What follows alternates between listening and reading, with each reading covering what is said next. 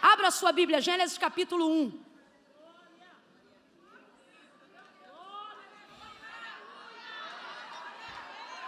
Tua Bíblia está aberta aí? Leia o verso 1. Deixa eu ver até que verso.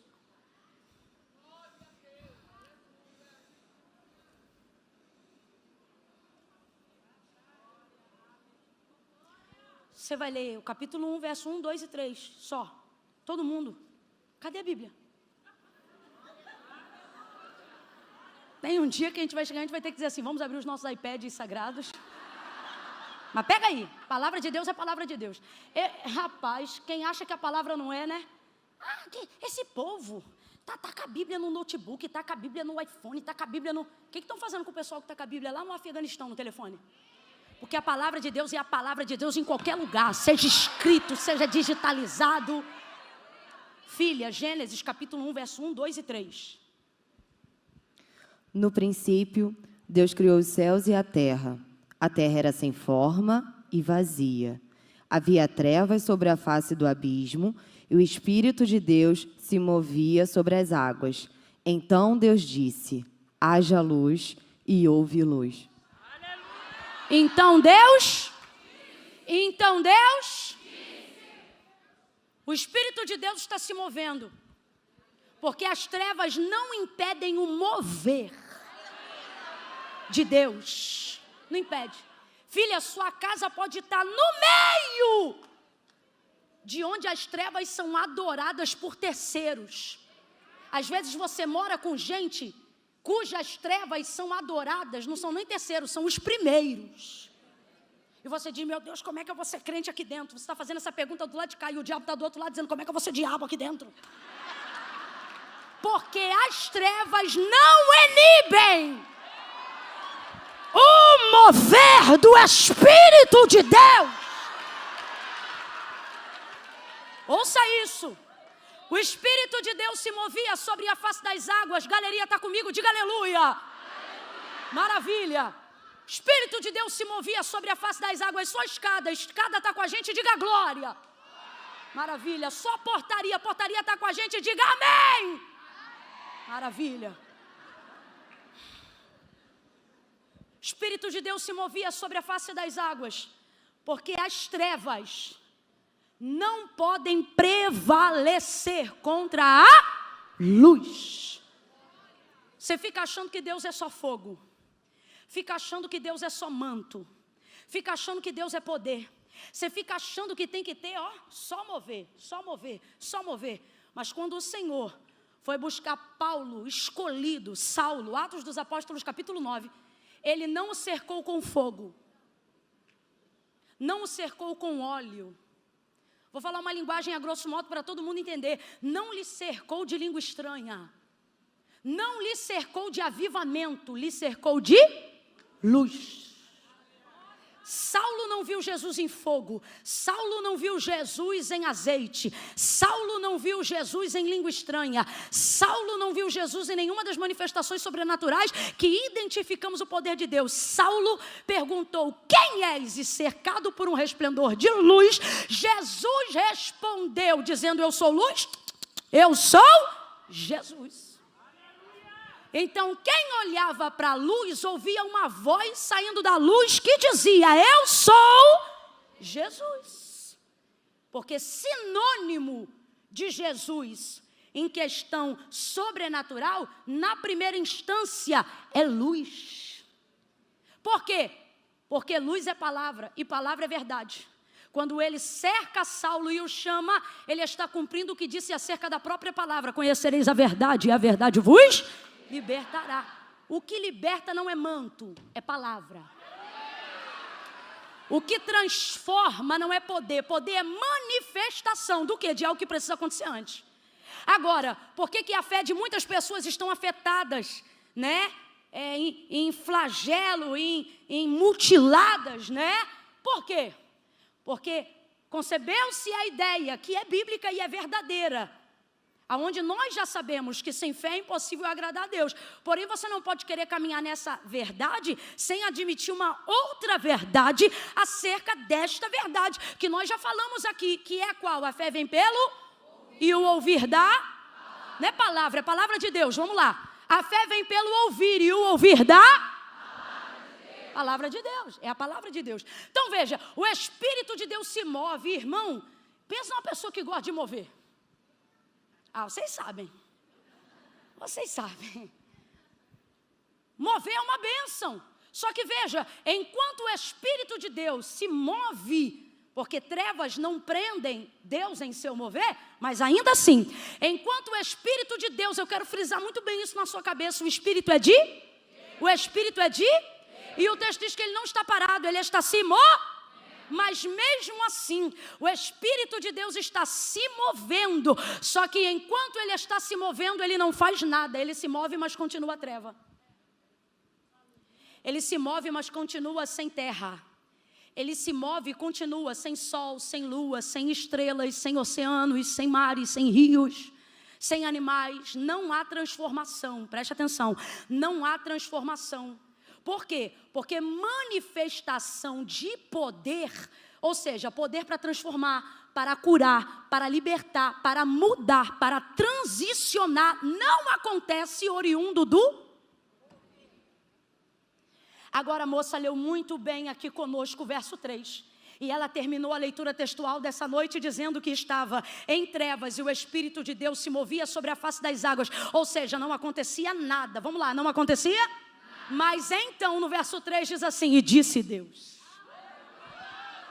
Oh meu Deus, quem está entendendo? Receba agora a dilatação na tua mente. Olha isso aqui, meu povo que está embaixo da galeria. E disse Deus, haja luz. E ela leu aqui, quem lembra como termina? E disse Deus, haja luz e... Houve luz. Agora diga para mim, quando a luz se manifestou, quem foi que disse amém? Quando a luz se manifestou, quem foi que disse eu creio? Quando a luz se manifestou, quem foi que disse está ligada essa palavra, Jeová? Preste atenção, não há manifestação de fé para que haja manifestação de mundo.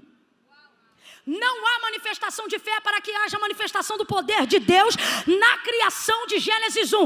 Camilo, o que você está dizendo? Que a palavra é viva, porque a palavra é Deus. E quando Deus decide liberar a sua palavra, Ele não conta com a expectativa do alvo.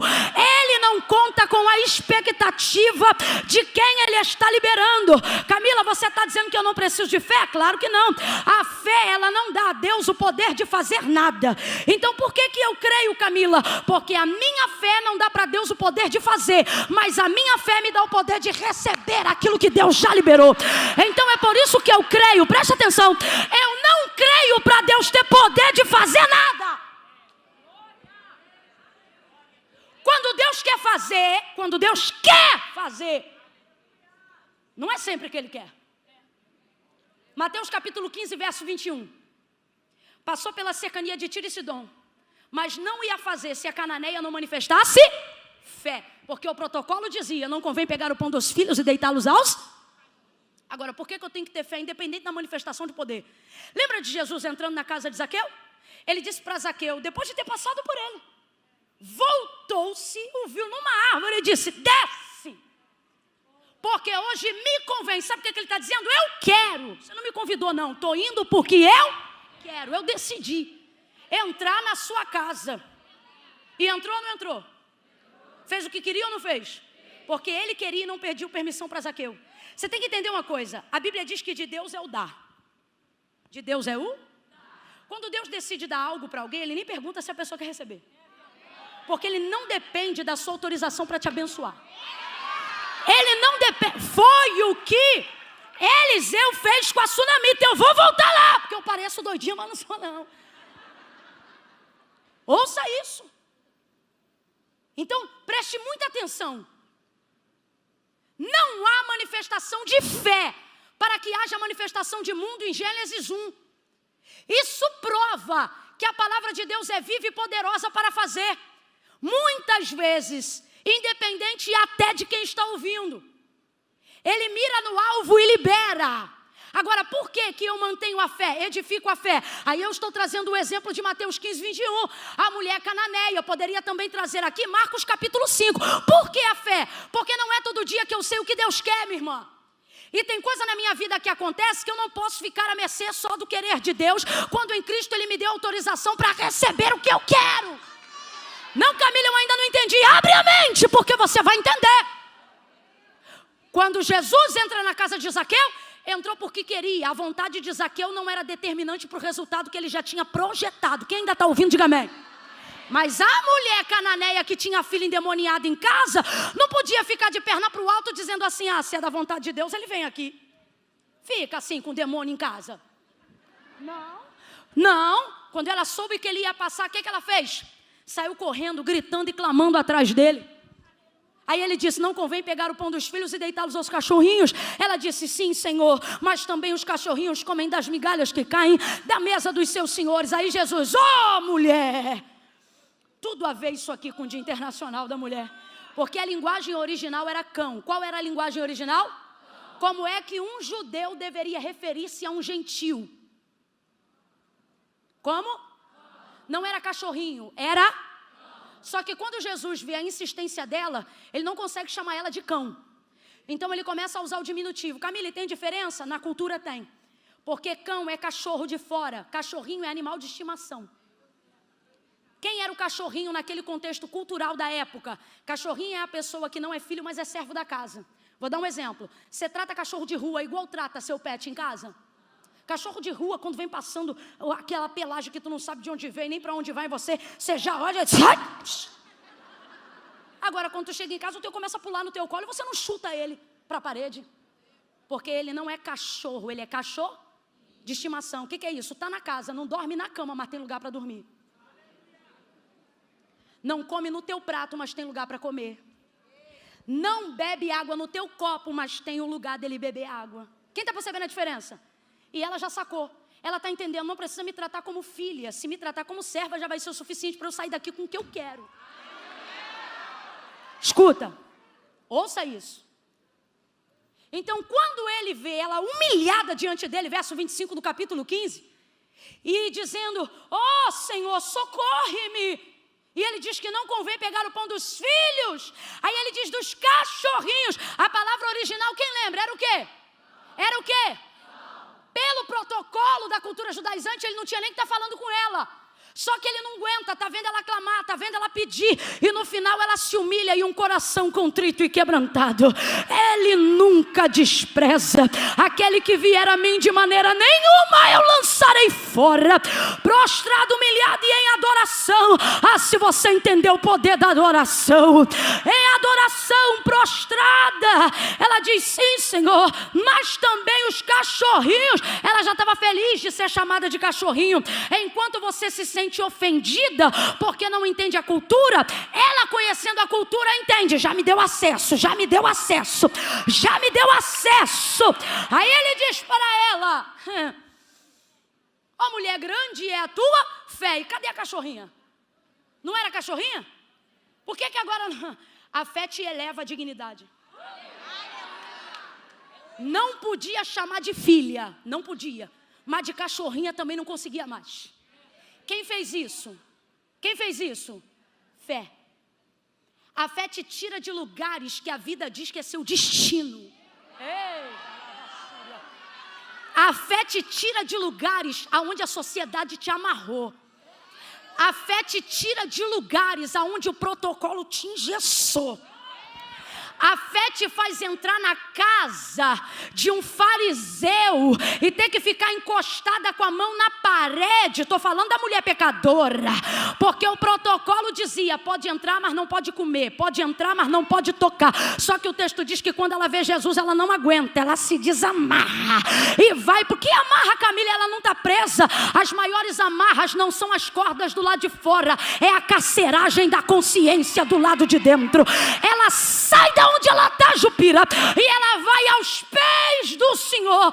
Aí alguém diz: não é pastora, não é pregadora, não é filha, não pode ser nem digna de ser chamada israelita, é pecadora. Eu não sei se ela era prostituta, adúltera, fornicadora, eu não sei qual era o pecado, só que uma atitude quebrou tudo que ela carregava quando ela se moveu, porque o texto diz que ela se moveu em adoração. Escute uma coisa: podem dizer que você não é pastora, que você não é pregadora, que você não é isso ou aquilo, só que quando você encosta essa barriga na pia e começa a lavar louça e começa a dizer: o Senhor é maravilhoso, o Senhor é bom, o inferno estremece. Sabe por quê? A acusação vai dizer: não é isso, não é aquilo, não pode isso, não pode aquilo. O fariseu vai dizer: não toca aí, não mexe aqui, não faz assim. Mas a adoração vai te colocar em outro nível. Camila, eu não entendi. Podem dizer: não é médica, não é doutora, não é advogada, não é juíza, não é correta, ainda não está direita. Mas por que Deus ainda olha para ela? Porque Ele olha e diz: ela elevou, a fé elevou. Por quê? Porque ela adora. Oh, meu Deus do céu! Alguém pode dizer que você não é muita coisa, mas quando você adora, ninguém pode roubar de você um título que só você pode se dar. Qual? Adoração. Eu adoro, eu adoro, eu adoro. Quando você adora, presta atenção. Aí Jesus olha para Cananeia, Mateus 15, 21. Ó, mulher, grande é a tua? Quem lembra, gente? Vamos embora. Ó, mulher, grande é a tua? Vai em paz e seja feito contigo como tu queres. Ele disse: como eu quero? Porque ele não tinha plano executável para ela ainda. Esse plano executável de salvação só viria para todos nós, na mesma condição dela depois do Calvário. Agora eu te pergunto: uma mulher que tem a filha miseravelmente endemoniada em casa, vendo Jesus passar pelas cercanias de Tiro e Sidom, pode esperar o dia da redenção? Ela não pode esperar o dia que o querer dele vai se manifestar. Então o que ela faz? Apresenta o projeto dela. Qual é o projeto dela? Eu não posso ter tudo que eu sei que o Senhor pode dar, mas o que eu sei que o Senhor pode me dar, já vai me dar vitória. Ô, mulher, grande é a tua? Aí quando eu olho para isso, vejo ela chegando em casa e vendo a filha curada, o Espírito de Deus falou algo para mim que eu levo como filosofia de vida até hoje. Ele disse assim para mim: lembra de Zaqueu? Já falei de Zaqueu para você. Lembra dela? Falei: lembro. Aí ele disse assim para mim: veja, quando eu decido, quando eu quero entrar, quando eu quero fazer, ninguém me segura. Ele diz assim: se eu quiser, eu faço o que eu quero. Aí eu falei: tá, mas e a Cananeia? Porque ali não tem querer seu, tem querer. Aí o Senhor disse: esse é um grande segredo que só tem e vive quem tem a fé. O Senhor disse para mim: quando eu decido fazer, quando eu quero, eu entro na vida de alguém, faço na vida dessa pessoa o que eu quiser fazer. Mas quando é a pessoa que entra no meu caminho,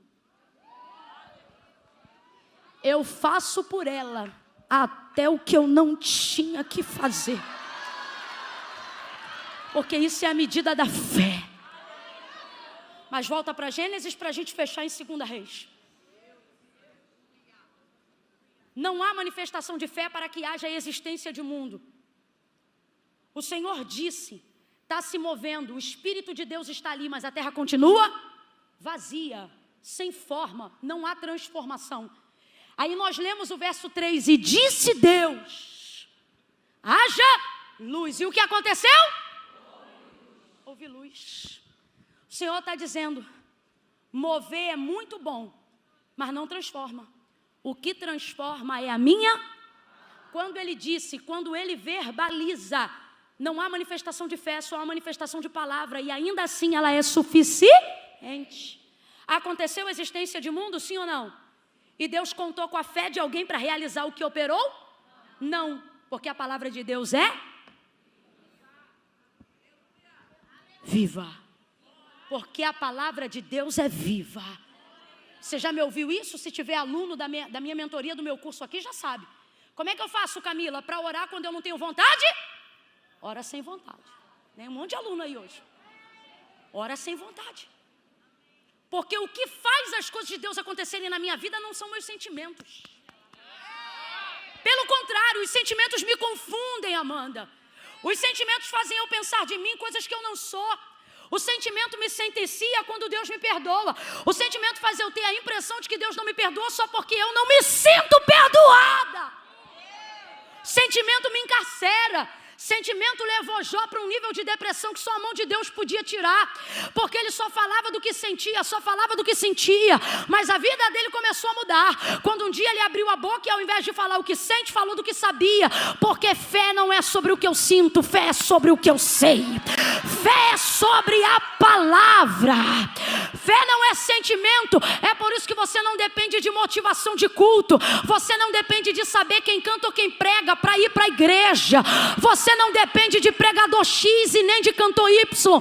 Davi não dizia, alegrei-me quando cheguei no culto, alegrei-me quando ouvi a mensagem, alegrei-me quando cantaram o hino que eu gostava. Isso é sentimentalismo, isso é vida emocional, isso é fé passageira, sentimento fugaz. Quer ser um crente violento, quer ser um crente perigoso, quer ser um crente dotado de autoridade de Deus, quer pisar naquela rua hoje e ver demônio se escondendo em tudo que é lado, por causa da unção e da palavra de Deus na sua vida, então entenda que fé não é sobre o que a gente sente, fé é sobre o que a gente sabe. Então Davi não dizia, alegrei-me quando cheguei, Davi indo para o culto, alegrei-me quando me disseram. O que é que ele está dizendo? Eu não preciso chegar para me alegrar, só de saber que eu estou indo para lá, eu já tenho meus próprios motivos. Alegrei-me